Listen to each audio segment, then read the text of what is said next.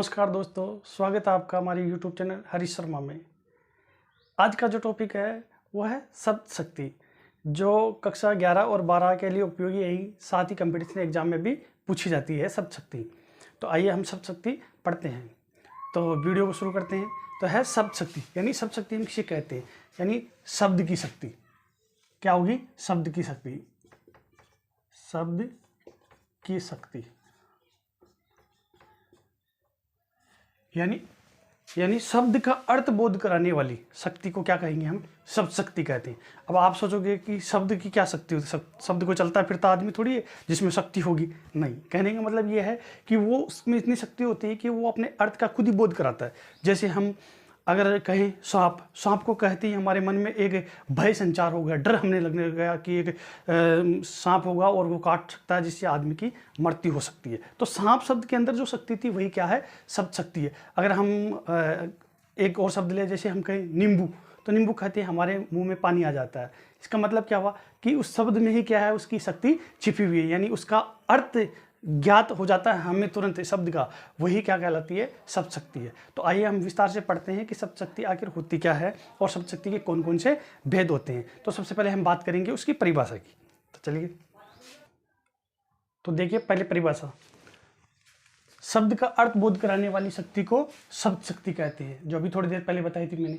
इसके अगर हम भेदों की बात करें तो इसके मुख्य भेद होते हैं, वो 3 होते हैं। पहला होता है अभिधा, दूसरा लक्षणा और तीसरा व्यंजना। अब इसको हम शॉर्ट तरीके में समझते हैं कि अभिधा क्या है। अभिधा यानी मुख्यार्थ या वाच्यार्थ, यानी जिस शब्द शक्ति से उसका मुख्य अर्थ प्रकट हो, यानी मुख्य अर्थ प्रकट हो। जैसे चिड़िया चहक रही है, मोर नाच रहे हैं, रमेश पढ़ रहा है, तो ये मुख्य अर्थ प्रकट हो रहा है। तो ये क्या होगी? अभिधा शब्द शक्ति, यानी जिससे उसका सांकेतिक सीधा सीधा अर्थ पता चले। दूसरी है लक्षण, लक्षणा का लक्ष्यार्थ, यानी जिसका लक्षण से हमें पता चले वो होती है लक्ष्यार्थ। जैसे अगर मैं बात करूं कि सुधा तो नीरी गाय है, अब कोई लड़की कोई गाय थोड़ी हो सकती, यानी गाय का जो स्वभाव है वो सीधा साधा भोला भाला है, इसका मतलब उसके जैसे उसमें गुण है। तीसरी व्यंग्यार्थ, व्यंग्यार्थ का मतलब जिससे तीसरे में क्या होगा? जिसमें सीधा सीधा अर्थ नहीं लिया जाएगा। व्यक्ति जो श्रोता होता है, जो सुनने वाला होता है, वो अपने अपने अनुसार अर्थ लेंगे। कोई भी अगर शब्द होगा, जैसे मैं कहूँ 5 बज गए, तो 5 बजने के बहुत सारे अर्थ हैं, हर व्यक्ति अपने अपने अनुसार उसका अर्थ लेगा। तो इसको आइए हम विस्तार से पढ़ते हैं। तो सबसे पहले हम बात करते हैं अभिधा शब्द शक्ति की। पहली है अभिधा शब्द शक्ति। तो समझते हैं अभिधा शब्द शक्ति को, यानी जिस शब्द शक्ति में साधारण या लोक प्रचलित अर्थ निकले या जिसमें वाच्यार्थ प्रकट हो, उसे अभिधा शब्द शक्ति कहते हैं। कहने का मतलब यह है कि जिसे सीधा सीधा अर्थ पता चले, घुमा फिरा कर बात न की जाए, पंक्ति को पढ़ते ही हमें अर्थ का पता चल जाए कि क्या बात हो रही है, वो क्या होगी? अभिधा शब्द शक्ति होगी। जैसे अनिल पुस्तक पढ़ रहा है, साधारण सा अर्थ है कि एक लड़का है अमित नाम का और पुस्तक पढ़ रहा है। दूसरा, सृष्टि नाच रही है, यानी सृष्टि नाम की एक लड़की वो क्या कर रही है? नाचने का काम कर रही है। किसान हल जोत रहा है, यानी सीधी सीधी बात है, सीधे सीधे अर्थ निकल रहे हैं, वाच्यार्थ प्रकट हो रहा है, सीधा अर्थ प्रकट हो रहा है। तो वो कौन सी शब्द शक्ति होती है? अभिधा शब्द शक्ति होती है। तो आपको समझ में आ गया होगा। आपको इतनी सी बात ध्यान रखनी है, जिसमें साधारण सा क्या निकलना है? अर्थ निकले, साधारण या लोक प्रचलित अर्थ निकले, वो अभिधा शब्द शक्ति होती है। और एक शब्द का ध्यान रखना आपको, वाच्यार्थ या मुख्यार्थ। वाच्यार्थ और मुख्यार्थ का मतलब ये होता है कि मुख्य अर्थ। अगर आपको ऑप्शन में दे दिया जाए कि इनमें से अभिधा शब्द शक्ति कौन सी है, और ऑप्शन में दे दिया जाए वाच्यार्थ दे दिया जाए, लक्ष्यार्थ दे दिया जाए और व्यंग्यार्थ दे दिया जाए, तो आपको पहचानना है वाच्यार्थ वाला जो शब्द है वो क्या है? अभिधा शब्द शक्ति का है। तो आइए दूसरी है लक्षण शब्द शक्ति। लक्षण शब्द शक्ति को पढ़ते हैं। देखो दूसरी है लक्षण शब्द शक्ति। लक्षण शब्द शक्ति में क्या होगा? लक्ष्यार्थ का बोध कराएगी। देखो कि मुख्यार्थ के बाधित होने पर लक्ष्यार्थ का बोध कराने वाली शब्द शक्ति को क्या कहेंगे हम? लक्षण शब्द शक्ति। यानी एक शब्द का आपको विशेष ध्यान रखना है, क्या प्रकट होगा इसमें? लक्ष्यार्थ, यानी लक्ष्यार्थ का बोध कराने वाली शब्द शक्ति को। जैसे लाठियाँ चल रही हैं, लाठियाँ चल रही, अब लाठियाँ ये तो है नहीं, लाठियों के पैर है वो चल रहे हैं, यानी मुख्य अर्थ का क्या करवा रही है? बाधित कर रही है। मुख्य अर्थ वो रुक रहा है, यानी लाठियाँ चलने का मतलब क्या होगा? कि वहाँ कोई लड़ाई हो रही है, इसका अर्थ यही लेकर लगाएंगे हम। तो इसमें क्या होगी? लक्षण शब्द शक्ति होगी।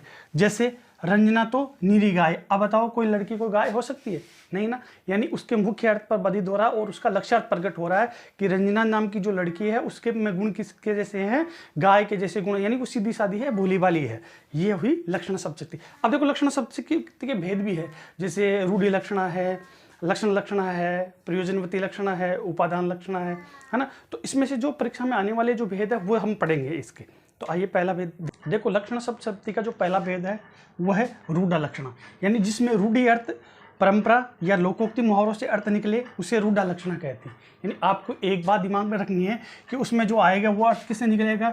या तो कोई मुहावरों से निकलेगा, या लोकोक्ति से, या कोई परंपरा का या कोई रीति रिवाज का कोई अर्थ होगा, वही क्या कहलाएगी? रूढ़ लक्षणा। जैसे देखो, रमेश ने तो नाक कटवा दी। अब आपको सबको पता है कि नाक कटवा देना क्या है? एक मुहावरा है। नाक कटवा देना क्या है? एक मुहावरा है ना। तो मुहावरे से अर्थ लिया तो हमें तुरंत पता चल गया कि इसमें कौन सी शब्दशक्ति है? लक्षण शब्दशक्ति है। अगला है आलोक तो हरिश्चंद्र है। अब आपको पता है कि यह है एक देखो हरिश्चंद्र में क्या है? आपको पता है ये जो राजा हरिश्चंद्र के इसमें गुण है, यानी जो राजा हरिश्चंद्र थे वो सत्यवादी थे, कभी झूठ नहीं बोलते थे, सत्य ही हमेशा बोलते थे। तो आलोक को किसके समान समझ लिया? राजा हरिश्चंद्र के समान समझ लिया। तो जहाँ पर अर्थ किससे लिया जाए? परंपरा से लिया जाए, कोई पुरानी परंपरा है, प्राचीन काल की जो परंपरा है उनसे लिया जाए, या किसी लोकोक्ति या मुहावरों का अर्थ लिया जाए, वो कौन सी शब्दशक्ति होती है? रूढ़ लक्षण शब्दशक्ति होती है। ये तो हुई रूढ़ लक्षण शब्दशक्ति की बात। अब आगे हम पढ़ते हैं प्रयोजनवती लक्षणा।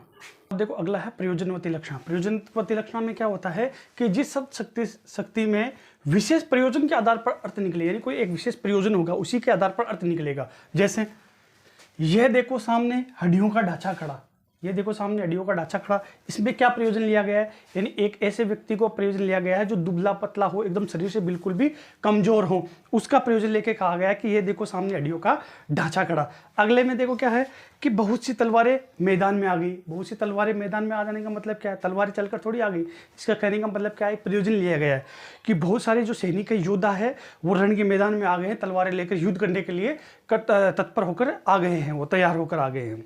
तो ये क्या है? एक प्रयोजन लेकर अर्थ निकाला गया है। तो प्रयोजनवती लक्षणा में क्या होगा? कोई एक विशेष प्रयोजन के लिए अर्थ निकलेगा। अब देखो लक्षण शब्दशक्ति के भेद तो और भी है, उपादान है, लक्षण लक्षणा, लेकिन जो परीक्षा में ज़्यादातर पूछी जाती है वो पूछी जाती है प्रयोजनवती लक्षणा और रूढ़ लक्षणा ही पूछी जाती है। तो इसके उदाहरण ये है। अब आपको ये जो है भेद है वो तो इसलिए बताए ताकि आपको पता रहे। बाकी आपको यही दे देंगे पंक्ति कि ये देखो सामने हड्डियों का ढांचा खड़ा, इस वाक्य में कौन सी शब्दशक्ति है? तो आप अगर ऑप्शन में ये दिया हुआ लक्षण शब्दशक्ति दिया हुआ है तो लक्षण शब्दशक्ति करना है। अगर लक्षणा भी दिया जाए और प्रयोजनवती भी दिया हुआ हो तो आपको प्रयोजनवती लक्षणा करना है। ये हुई लक्षण शब्दशक्ति। अब अगली जो शब्दशक्ति है वो है व्यंजना शब्दशक्ति। तो आइए व्यंजन शब्दशक्ति को देखते हैं। अब देखो जो अंतिम है वो है व्यंजना शब्दशक्ति। व्यंजना शक्ति में क्या होता है? व्यंग्यार्थ प्रकट होता है। अर्थ क्या होगा कि जब वाच्यार्थ व लक्ष्यार्थ दोनों के बदित होने पर तीसरा अर्थ निकले उसे व्यंजना शब्दशक्ति कहते हैं। यानी जब ना ही वाच्यार्थ प्रकट, वाच्यार्थ का मतलब अभिता, ना ही अभिता निकले, लक्ष्यार्थ यानी लक्षणा, ना ही लक्षणा का अर्थ पता चले, तो कोई तीसरा अर्थ निकले तो वो कौन सी होगी? व्यंजना शब्दशक्ति होती है। इसमें एक चीज़ आपको ध्यान रखनी है, वो क्या है कि देखो व्यंजना केवल अर्थ का संकेत करती है, यानी वो आपको केवल अर्थ बताएगी। अर्थ का संकेत करती है, शेष अर्थ श्रोता यानी जो सुनने वाले हैं, पाठक जो पढ़ने वाले हैं, वो क्या करेंगे? अपनी कल्पना के आधार पर अलग अलग अर्थ निकालते हैं। यानी कोई बात होगी लेकिन उसका अपनी तरफ से सब अपना अपना अलग अलग अर्थ निकालेंगे। वो कौन सी शब्दशक्ति होगी? व्यंजना शब्दशक्ति होगी। जैसे पहला उदाहरण है संध्या हो गई है। अगर कोई कहता है कि संध्या हो गई है, शाम हो गई, इसका मतलब क्या निकलेगा? अलग अलग अर्थ निकलेंगे। किसान लोग वो क्या करेंगे? अपने जो पशु हैं उनको घर की तरफ ले जाएंगे। अगर कोई पुजारी है तो वो क्या करेगा? भगवान की आरती करने की तैयारी करेगा। अगर कोई गृहिणी है वो क्या करेगी? खाना बनाने की तैयारी करेगी। तो ये क्या है? सब अपने तरफ से अलग अलग अर्थ निकालेंगे। अगला जैसे 3 बज गए हैं, तो अब 3 बज गए हैं, ये तो व्यंजना तो क्या करिए? अर्थ प्रकट करिए। अब वो अलग अलग अर्थ कैसे निकालेंगे? जैसे मान लीजिए अगर किसी का चाय का वक्त है 3 बजने का, तो वो सोचेगा कि चाय का टाइम हो गया। किसी के खाना खाने का वक्त है तो खाना खाने जाएगा। और अगर किसी का कोई लंच ब्रेक या कोई ब्रेक हुआ है तो वो उस तरफ से अपना अलग अलग अर्थ निकलेगा। अगर किसी को कहीं जाना है, 3 बजे की मीटिंग है, तो वो मीटिंग के आधार पर उसका अर्थ लगाएगा। तो सब व्यक्ति क्या करेंगे? कल्पना के आधार पर अपना अलग अलग अर्थ निकालेंगे। लेकिन आपको जो मुख्य बात है वो ध्यान रखनी है। वो क्या रखनी है? वो रखनी है व्यंग्यार्थ, जो मैंने शुरू में ही बताया था आपको कि अभिधा में तो क्या होता है? अभिधा में क्या प्रकट होता है? अभिधा में होता है मुख्यार्थ और लक्षणा में लक्ष्यार्थ और व्यंजना में व्यंग्यार्थ। ये 3 शब्द मोस्ट है जो महत्वपूर्ण है, जो आपको ध्यान में रखने हैं कि कौन सी शब्द शक्ति से कौन से शब्द का पता चलेगा कि अभिधा का क्या है, मुख्यार्थ है, और लक्षणा का लक्ष्यार्थ है, और व्यंजना का व्यंग्यार्थ है। तो ये तीनों शब्दों को आपको ध्यान में रखने का, अगर आपको इसमें ध्यान रखोगे तभी आपको पता चल पाएगा कि इसमें कौन सी शब्द शक्ति है। अब देखो ये तो हुई व्यंजना शब्द शक्ति की बात, और व्यंजना शब्द शक्ति में इसके 2 भेद और होते हैं। एक तो होती है शाब्दिक व्यंजना और एक होती है आर्ती व्यंजना। दोनों में के अलग अलग है। शाब्दिक व्यंजना में क्या होता है, शब्द के आधार पर उसका अर्थ निकाला जाता है। उसमें ज़्यादातर अनेकार्थी शब्द प्रयुक्त होते हैं जो सलेस अलंकार के प्रयुक्त होते हैं। और आर्ती व्यंजना में क्या होता है, अर्थ के आधार पर अर्थ निकाला जाता है। तो वो भी देख लेते हैं, आइए। अब देखो शाब्दिक व्यंजना है। शाब्दिक व्यंजना में आपको अभी बताया था क्या होगा कि अनेकार्थी शब्द आएंगे, एक शब्द के अनेक अर्थ निकलेंगे। देखो परिभाषा कि एक शब्द का अनेक अर्थ निकाला जाता है, इसमें सलेस अलंकार के उदाहरणों का प्रयोग होता है, वो अनेकार्थी शब्दों का प्रयोग होता है। यानी अगर आपको सलेस अलंकार के उदाहरण पता है तभी आप इसे पहचान सकते हो कि ये कौन सी शब्द शक्ति है, शाब्दिक व्यंजना है। और अगर अनेकार्थी शब्द प्रयोग हो तब भी आप इसको पहचान सकते हैं अगर आपको पता है तो। जैसे पानी गए ना उबरे मोती मानुष चून, ये सलेस अलंकार का उदाहरण है। तो इसमें क्या हुआ कि पानी जो शब्द, पानी शब्द के अनेक अर्थ निकाले गए हैं, यानी मोती के लिए चमक का है, मनुष्य के लिए इज्जत का है, और चून यानी आटे के लिए जल का है ना। इस तरह से पानी शब्द के अनेक अर्थ लिए गए हैं। तो इसमें कौन सी होगी, शाब्दिक व्यंजना होगी। एक अलंकार का एक उदाहरण और देखो, सुबरन को ढूंढत मैं फिरो कभी व्यभिचारी चोर। तो इसमें जो सुबरन जो शब्द है इसके एक से ज़्यादा अर्थ निकाल रहे हैं, अलग अलग अर्थ निकल रहे हैं। यानी कवि के लिए सुंदर वर्ण का है, व्यभिचारी के लिए गोरा रंग है, और चोर के लिए सोना है। तो एक शब्द के जहाँ पर अनेक अर्थ निकाले जाए, सलेस अलंकार का प्रयोग हो, अनेकार्थी शब्दों का प्रयोग हो, वह कौन सी होती है, शाब्दिक व्यंजना होती है, जो शब्द के बहुत सारे अर्थ निकाले जाते हैं। आप इसको आसानी से पहचान सकते हैं अगर आपको अनेकार्थी शब्दों का पता है, जिसका एक से अधिक अर्थ निकल रहा है, उसमें पता चल जाएगा कि इसमें कौन सी शब्द शक्ति है, शाब्दिक व्यंजना शब्द शक्ति है। आइए अब अंतिम पढ़ते हैं, आर्थी व्यंजना। देखो अब है अंतिम आर्थी व्यंजना। आर्थी में क्या होगा, अर्थ के आधार पर शब्द शक्ति होगी। जैसे यह शब्द शक्ति शब्द के अर्थ पर निर्भर करती है और किसी पर नहीं, उसका जो शब्द का जो अर्थ होगा उस पर ही निर्भर करेगी और क्या कहलाएगी, आर्थी व्यंजना कहलाएगी। इसमें क्या शब्दों का प्रयोग होगा, एकार्थक शब्द आएंगे। एकार्थक शब्द का मतलब जिस शब्द का एक ही अर्थ निकले, एक ही अगर उस शब्द का अर्थ निकल रहा है तो आप पहचान जाओगे उसमें कौन सी शब्द शक्ति है, आर्थी व्यंजना है।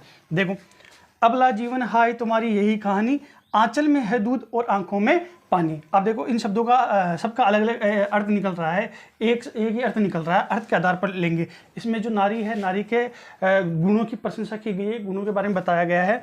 जिसमें आंचल में है दूध यानी उसके ममत्व का जो मातृत्व है, मातृत्व गुण की बारे में बताया गया है, और आंखों में है पानी यानी सहन शक्ति के बारे में बताया गया है। तो नारी के गुणों की प्रशंसा की गई, नारी के गुणों के बारे में बताया गया कि अबला जीवन तुम्हारी हाय यही कहानी, आंचल में दूध और आंखों में पानी, यानी अर्थ के आधार पर अर्थ लिया गया, और जहां पर अर्थ के आधार पर अर्थ लिया जाए वहां आर्थी व्यंजना होती है। अगला एक उदाहरण और देखो, री ललाट की खल रेखा, री ललाट की खल रेखा यानी मस्तक की दुर्भाग्य रेखा।